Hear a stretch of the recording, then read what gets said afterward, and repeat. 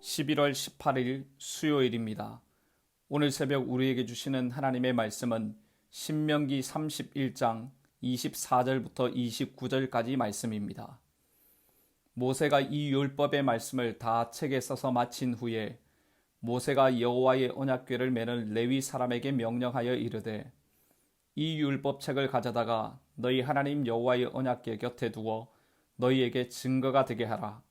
내가 너희의 반역함과 목이 곧은 것을 아나니 오늘 내가 살아서 너희와 함께 있어도 너희가 여호와를 거역하였거든 하물며 내가 죽은 후의 일이랴. 너희 지파 모든 장로와 관리들을 내 앞에 모으라. 내가 이 말씀을 그들의 귀에 들려주고 그들에게 하늘과 땅을 증거로 삼으리라. 내가 알거니와 내가 죽은 후에 너희가 스스로 부패하여 내가 너희에게 명령한 길을 떠나 여호와의 목전에 악을 행하여 너희의 손으로 하는 일로 그를 경노하게 하므로 너희가 후일에 재앙을 당하리라 하니라. 아멘.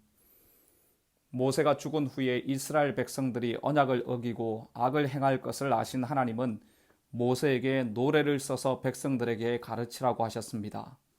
죄 가운데서도 하나님의 인도하심을 기억하게 하는 노래를 부르므로 하나님을 떠난 죄를 회개하고 하나님께로 돌아오는 길을 열어주신 것입니다. 하나님은 노래의 증거뿐 아니라 오늘 본문 말씀에서는 말씀의 증거와 하늘과 땅의 증거를 말씀하고 계십니다. 먼저 24절 말씀을 보십시오. 모세가 이 율법의 말씀을 다 책에 써서 마친 후에 모세는 하나님께서 말씀하신 율법의 말씀을 다 기록하였습니다. 책에 썼다고 말씀하시지만 당시의 시대적 배경을 본다면 책이 아니라 양피를 엮어 만든 두루마리였을 것입니다. 율법이 기록된 두루마리를 어떻게 했다는 것입니까? 25절과 26절입니다. 모세가 여호와의 언약궤를 매는 레위 사람에게 명령하여 이르되 이 율법책을 가져다가 너희 하나님 여호와의 언약궤 곁에 두어 너희에게 증거가 되게 하라. 언약궤를 매는 레위 사람에게 어떻게 하라고 명령하십니까? 율법을 기록한 두루마리를 가져다가 언약궤 곁에 두라는 것입니다. 그것이 이스라엘 백성들에게 증거가 되게 하겠다는 것이죠. 율법책이 증거가 된다는 것은 하나님과 백성 사이의 증인이 바로 하나님의 말씀이라는 것입니다. 바로 하나님의 말씀이 우리를 일깨우는 증거가 된다는 것입니다. 여러분 보십시오. 하나님의 임재를 상징하는 언약궤 곁에 하나님의 말씀이 놓여져 있습니다. 이스라엘 백성들이 이 두루마리의 말씀을 보면서 어떤 생각을 하겠습니까?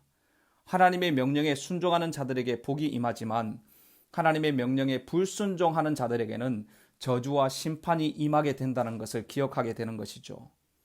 바로 언약궤 옆에 놓인 율법의 말씀이 삶의 척도와 기준이 되는 것입니다. 사랑하는 성도 여러분, 이 말씀이 우리에게 무엇을 말씀하십니까? 우리의 삶이 하나님 말씀 앞에서의 삶이 되어야 한다는 것입니다. 여러분, 누구 앞에 서 있습니까? 누구의 지시를 따르고 계십니까? 하나님의 백성은 하나님 앞에 서 있어야 하고 하나님 말씀 앞에 서 있어야 합니다. 세상의 가치와 질서가 아니라 철저하게 하나님의 말씀의 지시를 따라야 하는 것입니다. 오늘도 여러 가지 선택을 해야 할 순간이 찾아올 것입니다.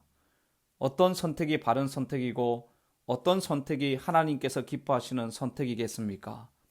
여러분, 쉽지 않을 것입니다. 그래서 우리는 늘 말씀 안에 있어야 합니다. 할 수 있으면 말씀을 가까이 해야 하는 것이죠. 말씀을 묵상하고 말씀을 읽고 말씀을 암송하십시오. 말씀 필사도 하십시오. 그리고 무엇보다도 말씀이 선포되는 자리를 사모하십시오. 그래야 말씀의 가치를 선택할 수 있는 실력이 생기게 되는 것입니다. 성도 여러분, 여러분들의 삶이 하나님 말씀 앞에서의 삶이 되기를 바랍니다. 여러분들의 삶의 척도와 기준과 중심이 하나님의 말씀이 되기를 주님의 이름으로 축복합니다. 모세는 안타까운 심정으로 말씀을 이어가고 있습니다. 이스라엘 백성들의 영적인 상태가 목이 곧은 상태라고 27절에서 말씀합니다. 내가 너희의 반역함과 목이 곧은 것을 아나니 오늘 내가 살아서 너희와 함께 있어도 너희가 여호와를 거역하였거든 하물며 내가 죽은 후의 일이라. 지금까지 이스라엘 백성들의 모습은 하나님 앞에서 불순종하고 완고한 태도를 보였는데 모세가 죽은 후에 어떻게 된다는 것입니까? 더더욱 그렇게 될 것이라는 것이죠. 그래서 어떻게 하라는 것입니까? 28절 말씀을 함께 읽어보겠습니다. 너희 지파 모든 장로와 관리들을 내 앞에 모으라. 내가 이 말씀을 그들의 귀에 들려주고 그들에게 하늘과 땅을 증거로 삼으리라. 모세는 온 백성이 아니라 장로와 관리들을 부릅니다. 그들에게 앞으로 될 일에 대해서 말씀하죠. 그 말씀이 29절 말씀인데 이스라엘 백성들이 하나님을 떠나서 온갖 재앙을 벌로 받게 된다는 것입니다. 모세는 이 말씀을 지도자들에게 들려주고 노래의 증거와 말씀의 증거에 이어서 하늘과 땅을 세 번째 증거로 삼으시겠다고 말씀합니다. 여러분, 하늘과 땅을 증거로 삼으시겠다는 말씀이 무슨 뜻입니까? 두 가지 의미가 있는데 첫 번째로 훗날 이스라엘 백성들이 율법책에 기록된 경고에 대해서 듣지 못했다는 핑계를 대거나 억지 주장을 펼칠 때 하늘과 땅이 경고의 사실성을 증언한다는 것입니다. 두 번째 의미는 하나님의 백성들이 하나님의 말씀대로 살지 않아 벌을 받을 때 하늘과 땅이 재앙을 내리는 통로의 역할을 하게 된다는 것입니다. 여러분, 이스라엘 백성들은 더 이상 숨을 곳이 없습니다. 온 세상 천지 만물이 살아있는 증거이기 때문이죠.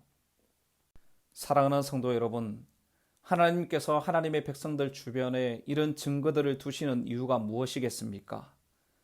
목이 곧은 백성이 아니라 순종하는 백성 되기를 원하시는 것이죠. 이런 증거들은 우리를 감시하기 위한 것이 아닙니다. 연약하여 범죄하기 쉬운 우리를 지켜줄 버팀목들이죠. 변명이 아니라 회개로 이끌기 위한 하나님의 사랑의 증거물인 것입니다. 히브리서 12장 1절부터 2절 말씀에 우리에게 구름같이 허다한 증인들이 있으니 모든 무거운 것과 얽매이기 쉬운 죄를 벗어버리고 인내로서 우리 앞에 당한 경주를 하며 믿음의 주여 또 온전하게 하시는 이인 예수를 바라보자고 했습니다. 우리에게 많은 믿음의 증인들과 증거들을 주신 것은 예수님을 바라보는 믿음의 삶을 살기 위함이라는 것이죠. 여러분, 그 삶이 어떤 삶입니까? 인내하며 묵묵히 십자가를 지는 삶입니다. 하나님의 말씀에 온전히 순종하는 삶이죠. 순종함으로 주님의 뜻을 이루는 삶인 것입니다. 성도 여러분, 여러 가지 증거들을 두시면서 하나님의 백성의 모습으로 온전히 세우기를 원하시는 주님의 마음을 깨닫는 은혜가 있기를 바랍니다. 우리 모든 성도님들의 삶이 하나님 앞에서의 삶, 하나님의 말씀이 중심이 되는 삶, 하나님의 말씀이 삶의 척도와 기준이 되는 삶으로 세워지는 은혜가 있기를 바랍니다. 오늘 우리에게 주신 이 하루의 삶이 부르신 하나님의 백성답게 기쁨으로 말씀에 순종하는 삶, 말씀으로 온전히 세워지는 삶이 되시기를 주님의 이름으로 축복합니다. 기도하겠습니다. 하나님 아버지, 오늘도 호흡 주시고 생명 주셔서 우리의 삶의 주인 되시는 주님 앞에 나와 예배하게 하심을 감사합니다. 우리 모두 부르신 주님의 백성답게 주님의 말씀에 순종하는 삶을 살게 하여 주시옵소서. 우리의 삶의 척도와 기준과 중심이 살아계신 하나님의 말씀이 되게 하여 주시옵소서. 우리의 삶의 주변에 여러 가지 증거를 주시는 것은 하나님께서 우리를 사랑하신다는 증거인 것을 알고 믿음의 경주를 예수님을 바라보며 승리하게 하여 주시옵소서. 이 모든 말씀 생명의 주인 되신 예수님의 존귀하신 이름으로 기도드립니다. 아멘. 개인적으로 기도하실 때 오늘 주신 말씀을 붙들고 기도하시고 주간 기도 제목에 따라서 전도와 선교를 위해서 기도하겠습니다. 우리 교회가 부산 지역에 죽어가는 영혼을 품고 기도하고 전도하는 교회 되게 하옵소서. 우리 교회가 파송하고 후원하는 모든 선교사님들 붙들어 주시고 선교사님들의 섬김을 통해 많은 영혼들이 주께 돌아오게 하옵소서. 온 열방과 세계 선교를 위해서도 기도해 주시기를 바랍니다. 합심 제목으로 기도하시고 코로나19 공동 기도문을 붙들고 기도하시고 개인적인 기도 제목으로 기도하도록 하겠습니다. 함께 기도합니다.